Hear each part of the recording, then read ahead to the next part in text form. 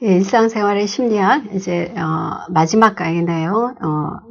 지난 시간에 이어서 종합적으로, 우리들이 심리를 일상생활에 구체적으로 적용하는, 여러 가지 부분들을 살펴보도록 하겠습니다. 오늘은 그 중에서도 이제 음식에 관한 심리, 여러분들 아마 굉장히 많이 신경 쓰는 게 이제 체중이나 다이어트인데, 그것에 관한 어떤 현대인들의 심리와, 그 다음에 평상심의 심리, 호의와 공감의 심리, 정직의 심리, 이런 부분들에 대해서 알아보도록 하겠습니다.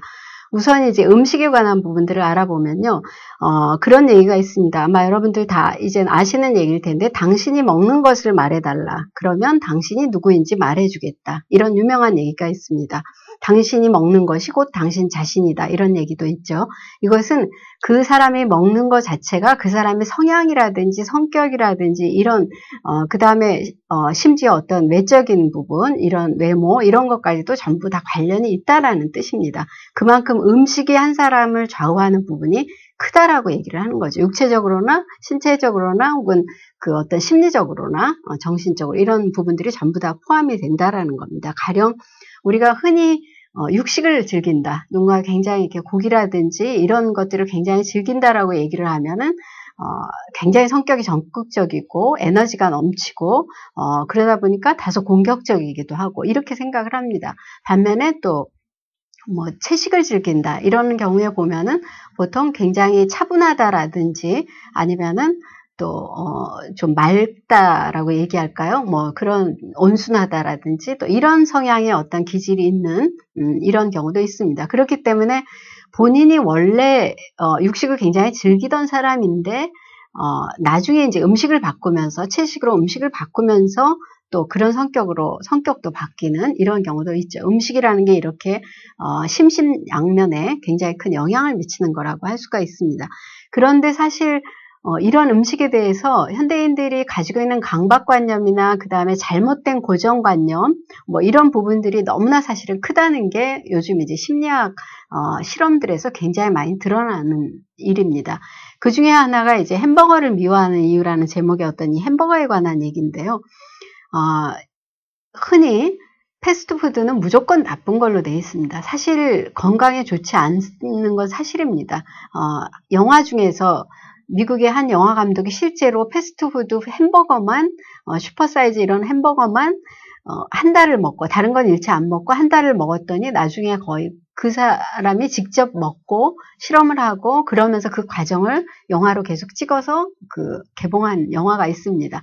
그런데 그 경우에 보면은 실제로 나중에 각종 어떤 질병이라든지 성인병이라든지 체중은 말할 것도 없고 이런 식으로 굉장히 큰 신체적인 문제가 발생하는 그런 영화도 있었습니다. 그러니까 이런 패스트푸드라든지 햄버거라든지 이런 것들이 분명히 어떤 큰 문제가 되는 것은 사실입니다. 그러나 이제 지나치게 우리가 확대 해석해서 알고 있는 부분도 있다라는 거죠. 가령 한 심리학자가 사과, 당근, 햄버거, 우리가 굉장히 건강에 좋다고 알려진 사과와 당근과 그 다음에 건강에 나쁘다고 알려진 이제 햄버거 이렇게 세 가지를 놓고 사람들에게 건강을 위해서 어떤 것을 먹겠느냐고 이렇게 이제 물어봤습니다. 그러자 사람들의 경우에 당연히 사과라든지 당근을 골랐습니다. 햄버거는 굉장히 영양상 나쁠 거라고 그렇게 생각을 한 거죠. 그리고 이제 그 다음번에는 사람들에게 음식은 보여주지 않고 그 음식이 갖고 있는 영양 성분만을 보여주면서 이 중에서 만약에 건강을 생각해서 먹겠다면 무엇을 먹겠느냐고 고르라고 선택을 하도록 했습니다. 그러자 대부분의 사람들이 뜻밖의 햄버거를 선택을 했습니다. 그러니까 이건 영양 성분상 햄버거에도 영양에 굉장히 좋은 어떤 성분이 많이 포함되어 있었기 때문이죠. 비타민이라든지 뜻밖의 미네랄이라든지 이런 부분이 많이 포함이 돼 있었던 겁니다. 그런데 우리는 음식에 대한 고정관념이나 평판 때문에 무조건 사과나 당근이 훨씬 더 영양상 좋을 거다. 햄버거는 무조건 나쁠 거다. 이렇게 생각을 한다라는 겁니다. 그런데 제 생각에는 이 실험의 경우에 보통 이제 햄버거라는 것이 우리가 패스트푸드점에서 먹는 그런 햄버거라기보다는 가정에서 보통 만들어 먹는 야채도 다 들어가고 어떤 여러 가지 고려를 많이 한 이런 거일 경우에 이제 햄버거가 해당이 되지 않을까 싶습니다.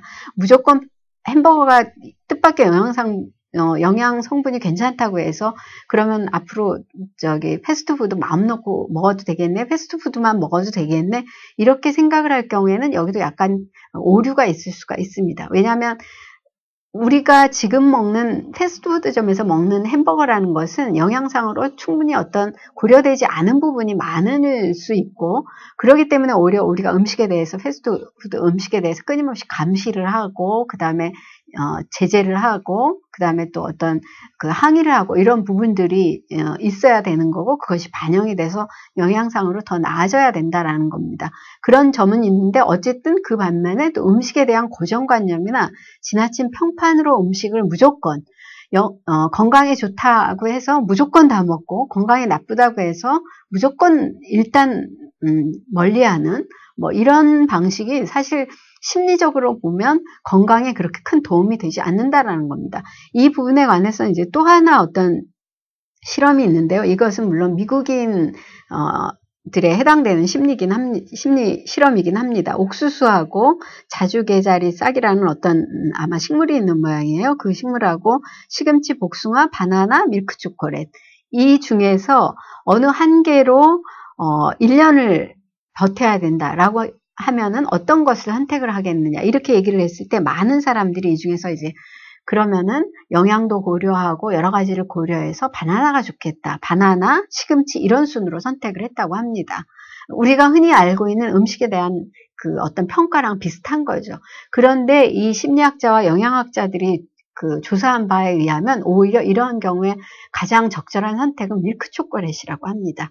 우리가 흔히 부모들이 어린아이 절대 못 먹게 하고 많이 먹으면 나쁘다고 생각하는 이런 어떤 밀크 초콜릿이 오히려 굳이 하나만을 선택을 해서 1년을 먹어야 된다라고 하면 이것이 복합적으로 훨씬 더 낫다라는 겁니다. 모든 면에서 영양이라든지 열량이라든지 이런 것을 전부 고려했을 때. 그러니까 음식에 대한 것도 사실은 우리가 절대 어떤 고정관념이나 너무 심한 편견을 갖지 말아야 한다라는 겁니다. 이 사과의 경우도 사실은 예전에는 굉장히 위험한 과일로 여겨졌던 때가 있었다고 합니다.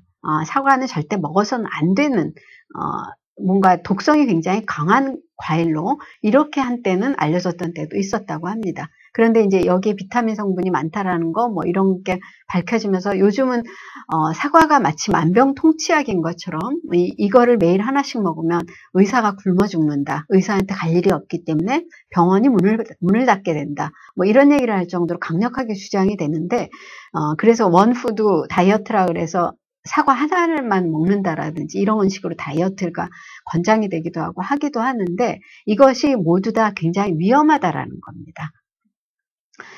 그런 반면에 이제 음식이 영양과 상관없이 굉장히 음식이 마음에 심리적으로 위안을 주는 경우가 있습니다. 이런 그 음식을 가르쳐서 리언 레퍼포드라는 심리학자는 이름하기를 위안 푸드라고 얘기를 했습니다. 위안 삼는다, 위로한다, 위로 푸드라는 거죠. 그러니까 음식이 위로가 된다라는 겁니다. 이런 경우에는 어떤 경우냐면은 사실 보면은 보통 어린 시절에 엄마가 해줬던 맛있는 음식이 보통 이 경우에 해당될 경우가 많습니다. 그래서 뭐 엄마가 해줬던 칼국수, 엄마가 직접 만들어줬던 떡볶이 뭐 이런 것들이 굉장히 어느 시점에서 생각이 나고, 그것을 먹으면 도시 생활을 하다가 고향에 내려가서 엄마가 해주시는 고향 음식을 먹으면 굉장히 마음이 푸근해지고 편안해지고 힘이 솟는 이런 느낌이 드는 음식들이라고 할 수가 있는 거죠. 그런데 이제 이런 위안 푸드가 사실은 시대적으로 예전에는 굉장히 그 엄마의 정성이 깃들고 따뜻하고 위안이 되고, 그래서 아플 때 객지에 나와서 고생해서 아플 때는 보통 고향 음식, 엄마가 해줬던 음식을 먹으면 기운이 날 것 같은 이런 느낌들을 참 많이 갖습니다. 그러니까 사실 심리적으로 굉장히 중요한 요소라고 할 수가 있습니다. 그래서 또 역시 어렸을 때 음식이 변하지 않고 어딘가에 가면 그 음식이 오랫동안 남아있는 것도 굉장히 사실 중요한 거죠. 사회적으로 사람들의 마음을 굉장히 다스려주는 음식이라고 할 수가 있기 때문에 전통 음식이 계속 남아있으면서 어딜 가면 그 음식을 다시 먹을 수 있는 이런 상황이라는 것도 굉장히 중요합니다. 그런데 이제 그 현대 생활에서의 이 위안 푸드는 가끔 위안 푸드가 아니라 사실은 갈등 푸드가 될 수도 있습니다. 무슨 얘기냐면요. 결혼을 해서 여성과 남성의 위안푸드가 서로 다를 수가 있습니다. 한쪽은 굉장히 어렸을 때 먹었던 뭔가 매운 이런 음식이 자기한테는 위안이 되고, 한쪽은 전혀 그렇지 않고 담백한 어떤 음식이 자기한테는 위안이 된다. 그러는데 아내의 경우, 보통의 경우 이제 아내의 경우겠죠. 아내들이 그걸 해주지 못할 경우에, 어머니 음식은 굉장히 맛있고 어머니 음식이 너무 그리운데 아내는 전혀 그런 음식과는 다른 취향이고 그런 음식을 할 줄도 몰라서 하지를 못한다. 이런 경우에 또 큰 갈등의 요소가 되기도 합니다. 사실 아무것도 아닌 것 같은데도 음식 때문에 일어나는 갈등이라든지 그 불만족이라든지, 음식이 위안을 해준다라는 건 곧 음식이 만족을 하지 못하면 사람한테 굉장히 큰, 알게 모르게 영향을 끼친다라는 뜻도 됩니다. 음식을 자기가 원하는 것을 충분히 그득하게 만족스럽게 먹지 못할 경우에 불만 심리가, 어떤 분노라든지 화라든지 급한 기질, 이런 것들이 굉장히 크게 작동을 할 수가 있습니다. 그러니까 바로 먹는 것이 사람을 좌우하기도 하는 거고, 옛날 그 공자님의 경우에는 사람이 배가 부르고 등이 따뜻해야 예를 안다, 이렇게도 얘기를 하게 되는 겁니다. 그러니까 먹는 것이 굉장히 중요한 거죠. 그런데 이제 이 위안푸드가 이 갈등이 되고 오히려 싸움이 되지 않기 위해서는 서로의 위안 음식이 다르다라는 거, 내가 어렸을 때 먹고 자라온 것과 그다음에 상대방이 먹고 자라온 것이 다르기 때문에 충분히 나한테는 위안이 되는 음식이 상대방한테는 그렇지 않을 수 있다라는 것. 상대방이 어떤 음식을 놓고 이 사람이 그 음식을 너무나 만족스럽고 맛있게 먹을 경우에 그걸 어떻게 음식이라고 먹냐, 그 이상한 냄새도 이상하고 나는 그런 거 절대 못 먹고 그거는 가지고 오지도 마라, 먹지도 마라, 이런 식으로 얘기를 한다면 그것이 단순히 음식 문제 이상의 어떤 자존심 문제가 될 수밖에 없는 거죠. 그래서 이제 부부간의 갈등도 될 수가 있는 거기 때문에 위안을 받는 음식은 본인한테 해당되는 것일 수 있고, 상대방의 위안 음식도 배려를 해줘야 진정한 위안 음식이 될 수 있다는 것을 기억을 꼭 해둬야 되겠습니다. 그 다음에 이제 음식에 관해서 가장 중요한 것 중에 하나인데요. 요즘 음식에 대해서 제일 중요한 것 중에 하나는 사실은 먹는 것이 중요하기보다는 안 먹는 것이 더 중요할 정도입니다. 왜냐하면 다이어트 열풍이 아니라 광풍이다시피 하기 때문에 사실은 누가 음식을 더 안 먹느냐가 현대인들에게는 더 중요하고, 어떻게 생각하면 부의 기준이 잘 사느냐 못 사느냐, 이 기준이 많이 먹느냐, 예전에는 밥을 많이 먹고 든든하게 먹을 수 있고 먹을 것이 풍족한 게 굉장히 잘 사는 것의 어떤 기준이었습니다. 그렇기 때문에 진지 드셨습니까? 이런 인사말이 나온 것도 너무나 밥 먹기 힘들었던 시대에 밥은 정말 먹었는지, 어떤 영화 대사에서처럼 밥은 먹고 다니는지를 서로 확인하느라고 진지 드셨습니까가 그렇게 중요한 인사가, 우리나라 특유의 인사가 된 것이었는데요.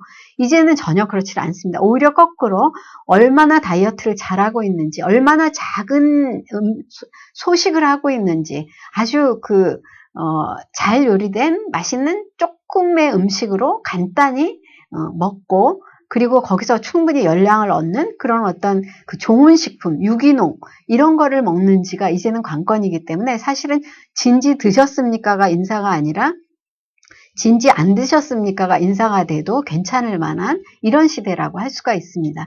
여기에는 좋은 점도 있고 이제 나쁜 점도 있는데, 분명히 전체적으로 지나친 면이 있다고 생각이 듭니다. 이런 심리적으로 거의 뭔가 지나친 광풍이 될 경우에는 사람들이 전반적으로 그 해당 사항에 대해서 불안해지기 마련입니다. 그러니까 음식에 대해서도 요즘은 굉장히 사람들이 불안해집니다. 이런 이제 대표적인 경우가 이제 미국의 경우라고 할 수가 있는데, 우리나라는 어떤 여성들의 외모로 인한 그 다이어트 열풍이 심하지만 미국인들의 경우에는 이제 비만에 관한, 비만 자체에 대한 어떤 걱정이나 불안이 훨씬 크다라고 할 수가 있죠. 실제로 지난번에도 말씀드렸지만 미국에 가보면 정말 비만한 사람들 흔하게 보이고 많이 보입니다. 우리나라에서 비만하다라고 생각하는 정도의 사람이 미국에서는 그저 보통일 정도로 정말로 심각하다 싶을 정도로 이런 경우가 굉장히 많습니다. 그런데 이제 이러다 보니까 미국인들은 식사에 대한 강박관념이 굉장히 큽니다. 그래서 이 사람들의 경우에는 뭔가 계속 음식에다가 더하거나 빼는 걸 좋아합니다. 음식 자체가 저칼로리다, 이것은 칼로리를 뺐다, 혹은 칼슘, 고칼슘이다. 칼슘을 더했다. 이런 식으로 저고, 뭔가를 이렇게 보통의 평범한 음식대로 두지를 않고 그거를 자꾸 뭔가 가미를 하거나 빼거나 넣거나 이런 식으로 조작하는 거를 좋아합니다. 음식 자체를. 그렇기 때문에 이거는 미국 사람들이 그만큼 식사에 대한, 음식에 대한 강박 심리가 굉장히 크다라고 할 수가 있습니다. 그리고 이 강박 심리는 당연히 비만에 대한 불안과 불만에서 나오는 겁니다. 그럼에도 불구하고 사실 이 식사의 문제는 그 양이라든지 질이라든지 어떤 그 염도, 소금, 농도 이런 걸로 봐서는 비만이 계속 오히려 촉진될 그 악순환이 될 이런 소지가 더 높습니다. 음식이 굉장히 일단 양이 많고 짜고 그리고 뭔가 그 굉장히 고열량의 이런 음식들을 사실 일상적으로 먹으면서 이것을 그 음식 자체를 바꾸거나 음식을 조절하는 방법으로는 말고 그 음식 자체에다가 뭔가를 자꾸 다른 성분을 집어넣거나 빼는 이런 방식으로 조정을 하니까 이게 사실 쉽게 개선이 안 된다고 생각이 됩니다. 그러면서 더 악화되고 여러 가지 음식 환경이 그야말로 더 나빠지고 이러다 보니까 그 음식이 심리적인 데까지도 영향을 당연히 끼치지 않을까. 이제 앞으로 조만간 아마 식사와 미국인들의 비만도와 심리적인 영향에 관한 이런 심리 분석이 굉장히 많을 것으로 생각이 됩니다. 그런 반면에 이제 프랑스인들 같은 경우에는 이렇게 음식에 대해서 뭔가를 자꾸 어떤 성분을 집어넣고 빼고 이러는 거를 달가워하지를 않습니다. 그냥 음식에 대해서 음식 자체의 어떤 맛을 내는 것에 더 주력을 하고 음식 자체가 가지고 있는 성분을 보다 중요시하죠. 그러면서 식사는 더 많이 하고 더 길게 하는 편입니다. 사실은. 그럼에도 불구하고 비만도는 훨씬 낮습니다. 훨씬 더 살이 덜 쪘다라는 거죠. 그런데 이런 부분에 대해서 이제 프렌치 파라독스라고 해서 보통 그 사람들이 먹는 바로 포도주의 원인이 있다. 포도주의 포도주 덕택이다. 이렇게도 얘기하는데 사실은 포도주 하나만의 덕택이라고 보기는 힘든 부분이 있습니다. 전반적으로 음식 자체에 대해서 다른 부분이 있는 거죠. 그런데 이런 부분이 이제 심리에까지도 영향을 미치는데 프랑스인들은 이렇게 음식에 대해서 뭐 가미를 하거나 뭘 하지 않으면서 굉장히 식사 자체를 즐겁게 한다라는 거죠. 미국 사람들은 굉장히 불안해하면서 식사를 하고 이거 먹으면 분명 살찔 텐데 하면서 뭔가를 살찌지 않은 거를 방지해서 실컷 넣는데 그러면서 양을 훨씬 더 지나치게 먹고 이렇게 하면서 살은 더 찌고 이런 악순환을 겪고 프랑스인들은 음식에 대한 강박관념이나 불안이 없이 즐겁게 먹고 그런데 살은 덜 찌고 이렇다라는 겁니다. 그런데 이런 어떤 식사에 대한 심리와 식사에 대한 습관이 남녀 습관도 똑같다고 합니다.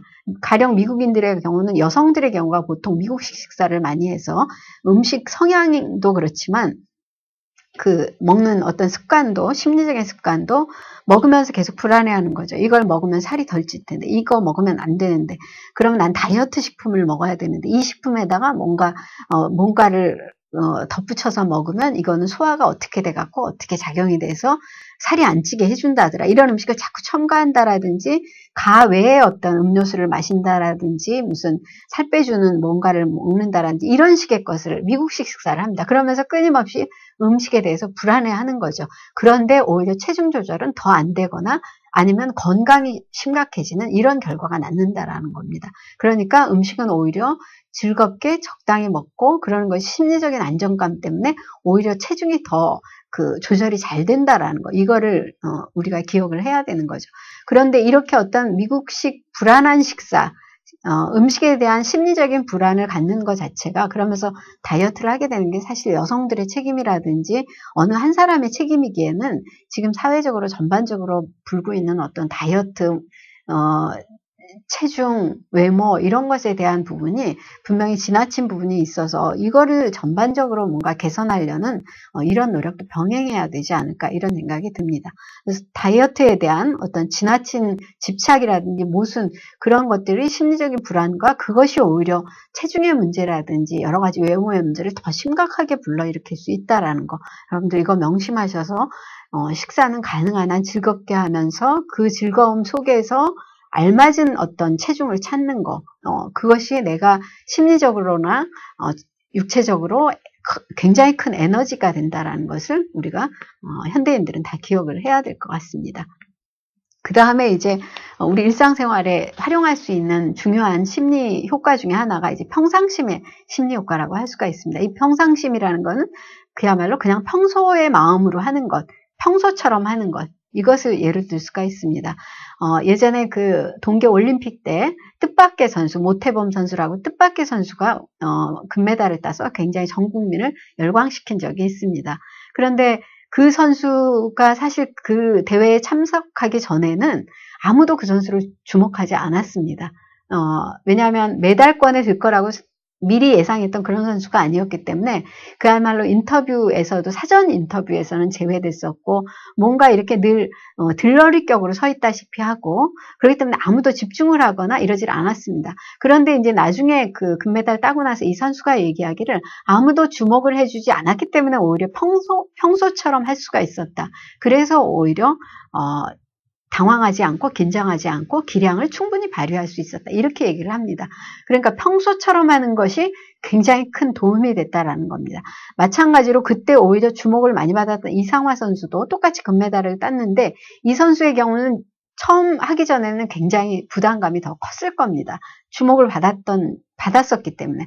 그렇기 때문에 굉장히 긴장하고 스트레스를 받았는데 주위에서 그렇게 충고를 해줬다고 합니다.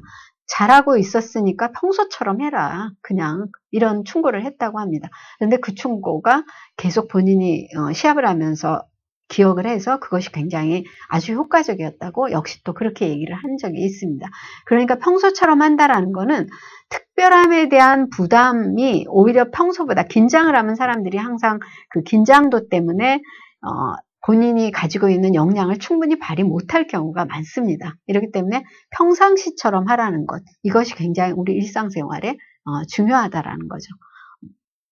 그런데 사실 이런 평소처럼 하라는 거는 그런 평소처럼 하는데 보통 평소에 잘하지 못했던 사람이 긴장하지 않는다 그래서 중요한 데 가서 갑자기 좋은 성적을 냈냐? 그건 그렇지 않습니다. 물론 우리가 앞 시간에 배웠지만 준비성의 법칙이라고 해서 평소에 준비를 충분히 해놨던 게 그게 그냥 평소 그야말로 실력으로 나올 때 그것이 바로 평소라는 것이지 아무것도 안 하고 늘 뭔가 본인 일을 제대로 챙기지 못하고 뭐 실력도 그렇게 크게 좋다고 할 수 없는 그 평소를 중요한 시험에 가서 발휘한다 그래서 그 평소보다 훨씬 더 나은 게 나오지는 않는다는 겁니다.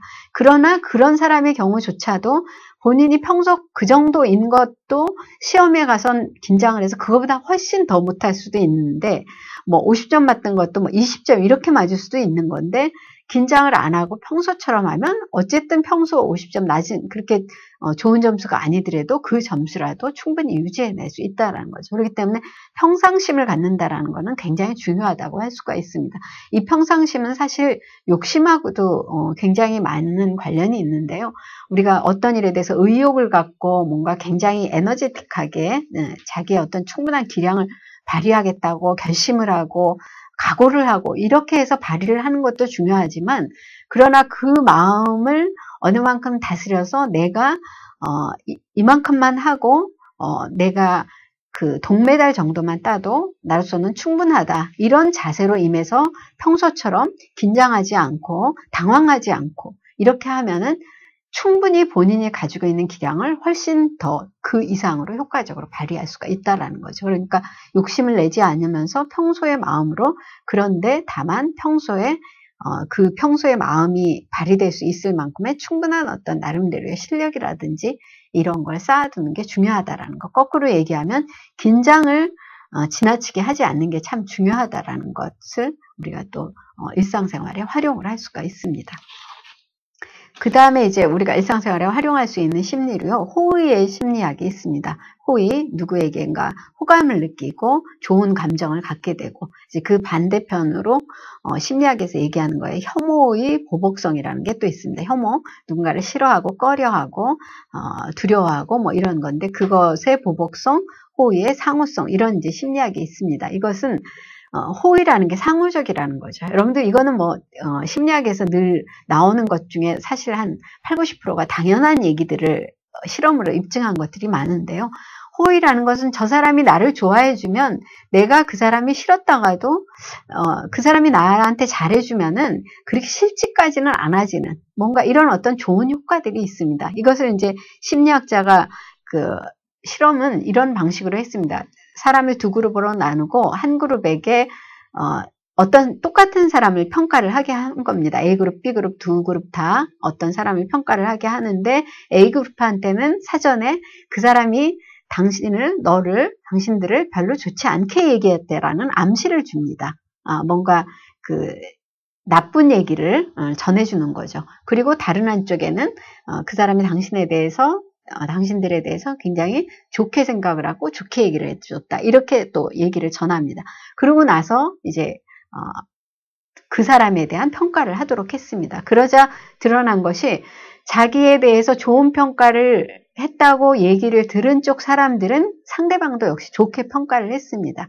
똑같은 사람을 놓고 그 사람은 뭐 굉장히 사람이 그 너그럽고 실력 있고 이렇게 보인다. 이렇게 평가를 했습니다. 그런데 그 똑같은 사람을 또 자기 자신에 대해서 별로 그 사람이 자기를 좋게 평가하지 않았다고 들은 사람들은 역시 그 사람을 별로 좋지 않게 평가를 했습니다. 그 사람은 굉장히 독선적으로 뭔가를 진행을 한다. 뭐 이런 식으로 이렇게 평가가 상반되게 나왔던 겁니다. 똑같은 사람을 놓고도 자신이 들은 자신에게 입력된 어떤 정보에 따라서 자기 자신에 대한 했다는 얘기에 대한 정보에 따라서 상대방에 대한 호의도 낮아지기도 하고 높아지기도 했던 겁니다. 상대적이 된 거죠.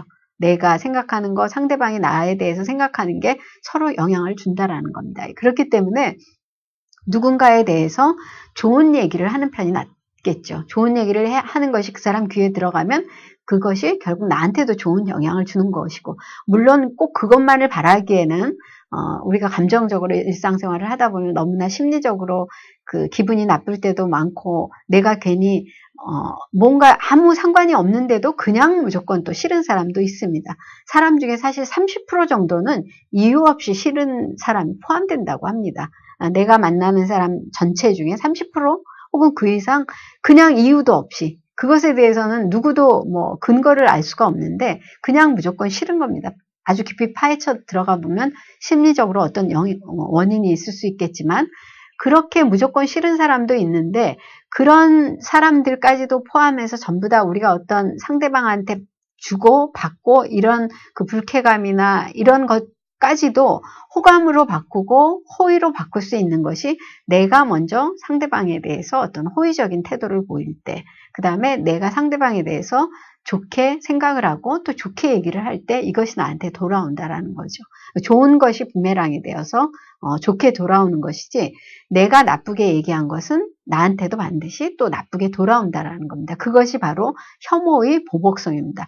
혐오는 보복을 한다라는 거죠. 내가 무엇인가를 나쁘게 생각하고 두려워하고 꺼려하고 험담하고 그러면 그것은 나에게 보복을 한다라는 겁니다. 그러나 호의는 상호성입니다. 내가 호의를 베풀면 상호 서로 왔다 갔다 나에게도 누군가가 호의를 베푼다라는 거죠. 이것이 심리적인 기반이 됐을 때 우리가 일상생활을 굉장히 더 편안하고 당연히 즐겁게 할 수가 있을 겁니다. 그 다음에 이제 우리가 무조건 좋아지는 어떤 것을 도형에 적용을 했을 때 직선보다 곡선을 좋아하는 심리, 그 다음에 이런 심리를 우리가 일상생활에 참 많이 쉽게 적용을 할 수가 있습니다. 제가 그 교재에 나오는 예도 썼지만 제가 대학에 들어가서 어떤 이제 방송반 서클을 할 때인데 한 친구가 저한테 와서 이제 처음 만나서 반갑다고 그렇게 얘기를 합니다. 그러는데 그 친구가 제가 보기에는 너무나 차갑고 도도하고 그 쌀쌀맞아 보여서 제가 순간적으로 이렇게 좀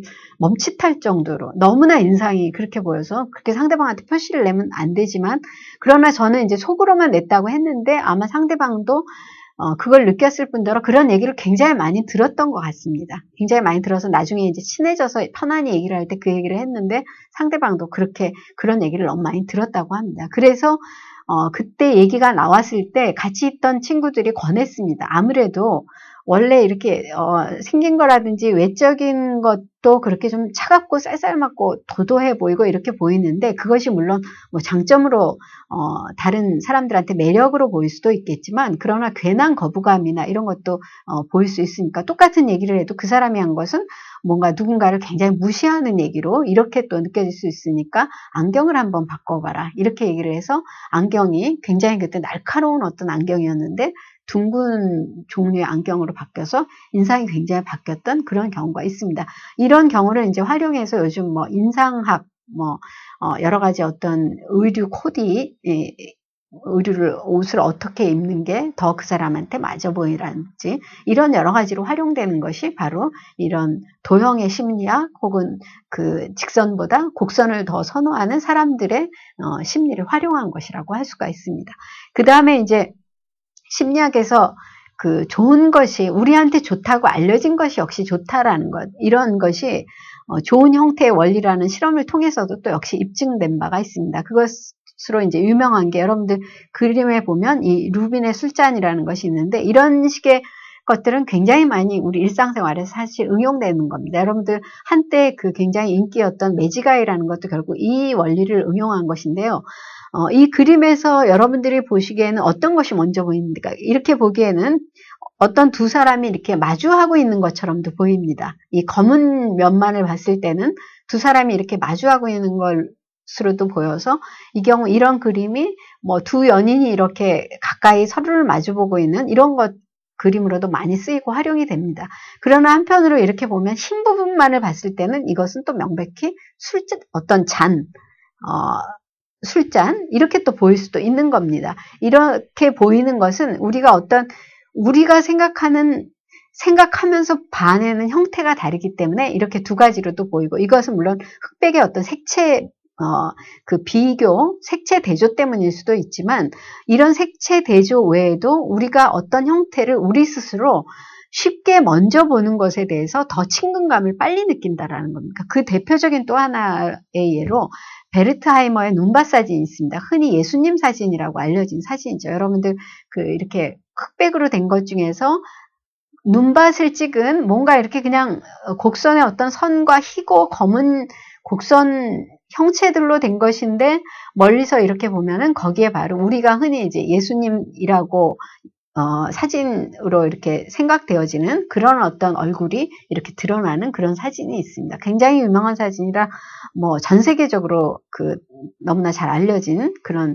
사진인데요. 이런 사진에 대해서 이 베르트하이머라는 사람은 이 사진을 찍게 된 동기가 이제 그랬다고 해요. 그 사진가가 종교적으로 굉장히 회의를 느끼면서 본인이, 그렇다면 만약에 신이 정말, 하나님이 정말 계시다면 내가 지금 바로 내 앞에 증거를 좀 보여달라, 이렇게 본인이 기도를 했더니 어디선가 그러면 지금 네 발밑에 있는 것을 사진으로 찍어봐라, 거기에 내가 나타날 것이다, 이런 음성이 들려와서 이 사람이 사진을 찍었더니 그 사진에서 이렇게 멀찍이 보니까 바로 예수의 형상이 나타났다, 뭐 이런 이제 얘기가 있다고도 해요. 근데 그거는 물론 종교에 따라서 뭐 믿고 안 믿고 이런 얘기가 있을 수 있지만, 이 사진을 활용해서 이 심리학자가 밝혀낸 바는, 사람이 어떤 그 형태를 보면 가장 단순한 형태에 대해서 먼저 호감을 느끼고 호의를 느끼면서 먼저 반한다라는 겁니다. 그러니까 본인이 어떤 그 사진에 대해서 어지러운 눈밭보다는,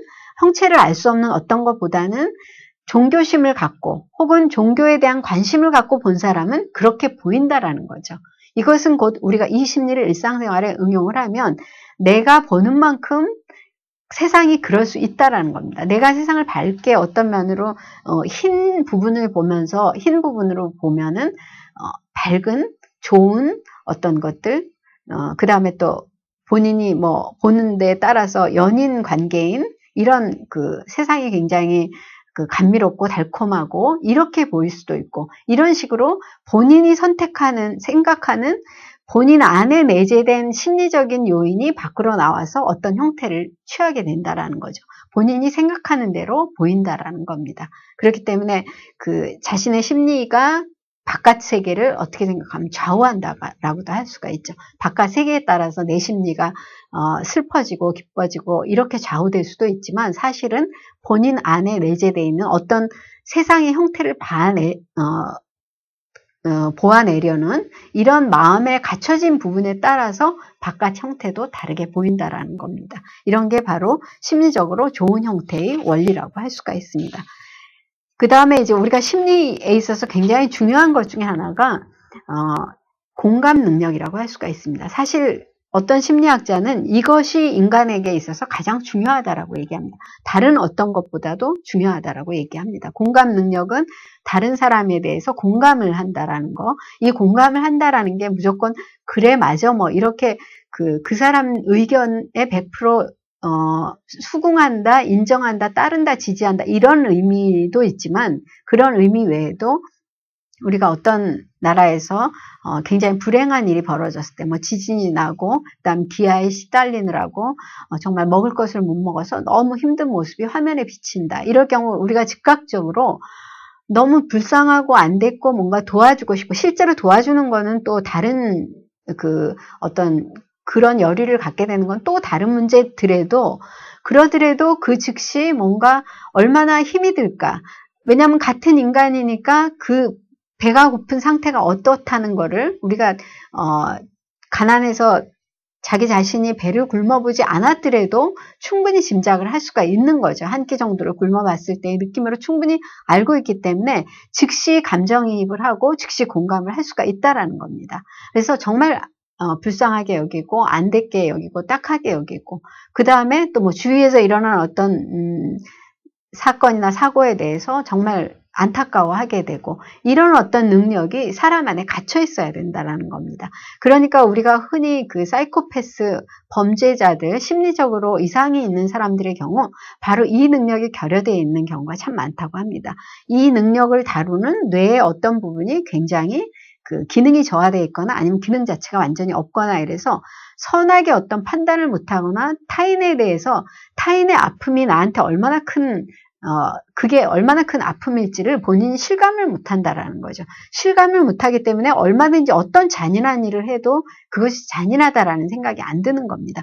오히려 그 고통을 느끼는 공감하는 그 능력의 부분은 기능이나 여러 가지가 저하되어 있고 그렇지 않고 기쁨이나든지 다른 거를 느끼는 부분은 그대로 정상일 경우에는 본인이 어떤 행동을 하는 것이 더 크게 자극이 되고 더 기뻐질 수 있으니까 그것이 범죄라는 어떤 생각 없이 개념 없이 그렇게 나쁜 행동을 하고 범죄를 저질 수가 있다라는 겁니다. 그렇기 때문에 그렇게까지 심각한 범죄의 문제가 아니더라도 일상생활에 사실 이 공감 능력이 떨어지는 사람들이 이제 뭐 이기적이고 지극히 본인이 편하면 일단 아무것도 다른 것은 개의치 않는 이런 것으로까지 확대될 수가 있는 거죠. 그렇기 때문에 이런 공감 능력은 그런데 만약의 경우 어떤 사람이 선천적으로 이 공감 능력이 떨어진다.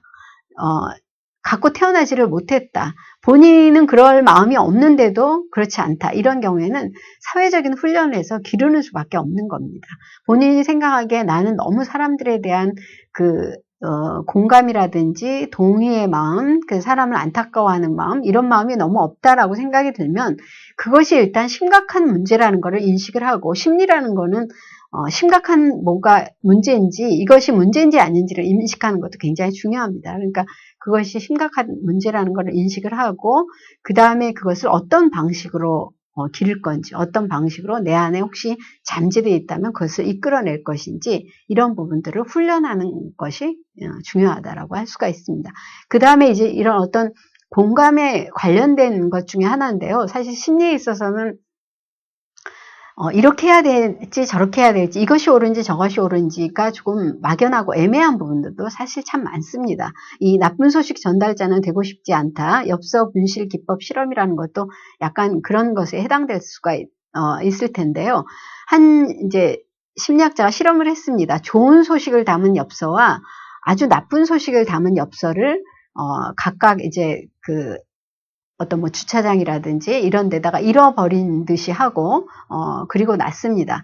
그러면 이제 엽서니까 바깥으로 보일 수가 있겠죠. 그러면 주차장을 지나가던 사람들이 그것을 보고 이것이 뭔가 좋은 소식일 때 바로 옆에 이제 우체통이라든지 뭐 이런 것도 다 실험을 위한 거니까 다 설치를 해놨겠죠. 그러니까 간단히 주소도 다 있고 다 있으니까 간단히 집어넣어주기만 하면 되는데 그 집어넣는 걸 하느냐 마느냐.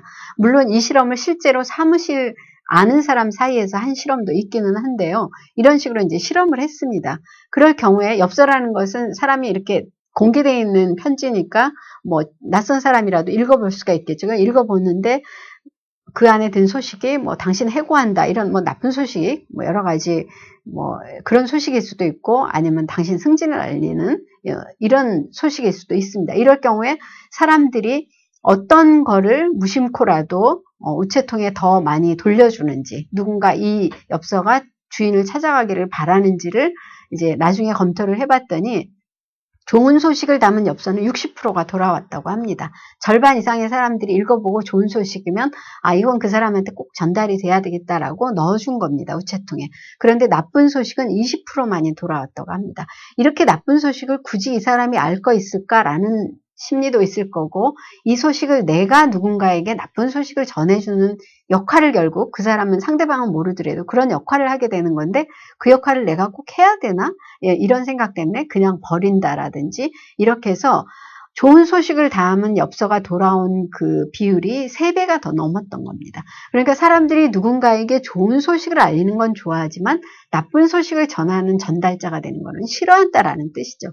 그러니까 여러 가지 상황으로 봐서 내가 꼭 전해야 되더라도 나쁜 소식을 전할 때는 가능한 한 전하지 않으려고 하는 게 기본 사람 심리라는 겁니다. 왜냐하면 이것은 공감의 능력 때문에 그렇습니다. 나쁜 소식을 들으면 기분 나쁜 건 나도 이미 알고 있고 사람이라면 누구나 알고 있는데 그걸 굳이 기분 나쁜 소식을 굳이 내가 전해줘야 되느냐 이런 생각을 하게 하는 거죠. 그런데 이제 우리가 일상생활에서 보면 사실은 이 반대일 경우도 많습니다. 뭔가 가장 가까운 친구라고 여겼는데 그 친구가 나쁜 소식은 오히려 제일 앞장서서 전해주는 뭔가 안타까워하고 아쉬워하는 듯이 하면서 사실은 나로서는 굉장히 들으면 불쾌하고 누가 너 흉봤다더라 혹은 네 남자친구가 뭐 어떻다더라 이런 경우는 물론 친한 친구니까 이제 걱정을 해줘서 빨리 대처하라는 의미에서 해줄 수도 있습니다. 그리고 이런 나쁜 소식이라 그래서 무조건 전해주지 않는 게 또 옳으냐? 그럼 그렇지 않습니다. 나쁜 소식도 누군가는 전해줘서 오히려 그것에 대해서 빨리 대처를 하게 해주면 훨씬 도움이 될 수가 있습니다. 사람들이 네 성격이 너무나 괴팍하다고 하는데 조금 고치는 게 어떻겠느냐? 그런 의미에서 다른 사람이 얘기를 나쁜 소식을 전해줄 때는 그 사람이 듣고 만약에 그걸 고쳐서 참고를 해서 고친다면 훨씬 좋은 소식이나 마찬가지인 거죠. 그렇기 때문에 무조건 나쁜 소식이라서 전달 안 하는 것만이 능사는 아니지만 그 안에 든 생각이 내가 저 사람을 얼마나 걱정하고 진심으로 대하느냐, 진심으로 걱정을 해주냐, 그렇게 해서 전해주냐가 이 얘기의 관건이라고 할 수 있습니다. 이런 어떤 심리에 있어서의 어떤 진심의 문제는 이제 우리 일상생활의 심리학의 어떤 통틀어서의 결론이라고 할 수가 있습니다. 여기에서 사실 정직이라든지 이런 말들이 사회적으로 우리가 너무나 좀 훼손된 바가 많아서 정직하면 마치 손해만 보는 것 같고 그 다음에 뭔가 어딘가 조금 능력 있지 않은 무능력한 사람의 어떤 심리같이 이렇게 여기는 경우가 많은데요. 사실 실제로 경험상으로도 그렇고 여러 가지 어떤 심리적인 실험이라든지 이론상으로도 그렇고 진심 어리고 진정성을 갖고 정직하고 솔직하고 이런 경우가 굉장히 일도 훨씬 더 많은 부분에서 본인이 원하는 바대로 성취를 하고 오히려 성공적으로 이뤄내고 이런 경우가 훨씬 더 많은 걸 봤습니다. 그 예로 이제 굉장한 큰 베스트셀러였던 설득의 심리학이라는 책에서 로버트 치알디니는 한 주유소의 예를 들었습니다. 주유소에서 이제 기름 파동이 일어서 모든 주유소들이 잠시 문을 닫게 됐습니다. 기름 파동이 나서 기름값이 너무나 이제 오르고 이러다 보니까 주유소들이 전부 문을 닫게 됐습니다. 그러니까 이제 사람들이 기름을 못 구해서 굉장히 발을 동동 구르고 있고 완전히 막 혼란이 일어난 상황인데 어떤 한 주유소에서는 마침 비축해둔 기름이 있었습니다. 이래서 팔 수가 있었는데 주변 주유소들도 전부 문을 닫고 이러니까 당연히 본인이 그 매점 매식하듯이 매점 매석하듯이 그 기름값을 굉장히 올린 겁니다. 뭐 10배를 넘게 이렇게 올렸습니다. 그래도 사람들은 기름이 아쉽고 당장 우선 뭐 밥을 해야 되고 자동차도 운전해야 되고 이러니까 당장 삽니다. 10배를 높였더라도. 그러나 이제 속으로는 불만이 많고 흉을 보고 욕을 하겠죠. 이렇게 기름값을 올리는 것에 대해서 불만이 없을 수가 없습니다. 그런데 이제 옆에 주유소는 또 다른 지방의 주유소는 같은 상황인데 이 주유소는 기름값을 올릴 상황이긴 하지만 그래도 여러 가지를 감안을 해서 아주 큰 폭으로 올리지는 않았습니다. 뭐 1.5배 이 정도로 이렇게만 올렸던 겁니다. 그리고 이제 얼마간의 시간이 지나고 나서 다시 이 기름 파동이 진정이 되고 다시 이제 모든 주유소가 문을 열고 가격이 원래대로 다 환원이 되고 다 이제 일상으로 돌아갔습니다. 이럴 때 사람들이 모두 다 앞에 얘기했던 10배 이렇게 갑자기 올렸던 이 주유소에는 발길을 끊게 됐습니다. 이렇게 되니까 길게 보자면 결국 그 주유소는 손해를 보게 되고 나중에는 문을 닫게 이르는 이런 사례에 대해서 얘기를 한 적이 있습니다. 그러니까 뭔가 지금 당장 내가 얻을 수 있는 이익이 굉장히 크더라도 사실은 그 이익만을 생각하지 않고 여러 가지 상황, 다른 사람의 어려움과 내가 그 어려움을 겪었을 때의 어떤 그 마음, 심리 이런 것들을 충분히 감안한 공감해서의 여러 가지 결정을 하고 행동을 하고 말을 하는 것이 결국은 최종적으로는 가장 합리적이고 가장 본인에게 오히려 가장 큰 이익이 되는 그런 행동이라는 거죠. 이것이 어떻게 생각하면 우리가 일상생활의 심리학을 통틀어서의 최종 결론이고 이것이 과학적인 어떤 심리학이 아닌 우리가 그 심리에서의 어떤 일상에 활용할 수 있는 심리로서의 결론이라고 할 수가 있겠습니다. 이렇게 해서 이제 이번 시간에는 뭐 음식, 평상심, 호의 이런 것에 관해서 알아봤고요. 그 다음에 오늘 강의와 전체 강의의 총 결론으로서 어떤 정직한 사람, 뭔가 본인에 대해서 혹은 상대방에 대해서 모든 일상에 대해서 진정성을 갖고 행동을 하는 것이 결국 심리적으로나 육체적으로 일상에 굉장히 큰 도움이 된다라는 것, 이것을 배웠습니다. 여러분들 그동안 강의 들으시느라고 고생 많으셨고요. 여기서 일상생활의 심리학 강의 전부 마치도록 하겠습니다. 감사합니다.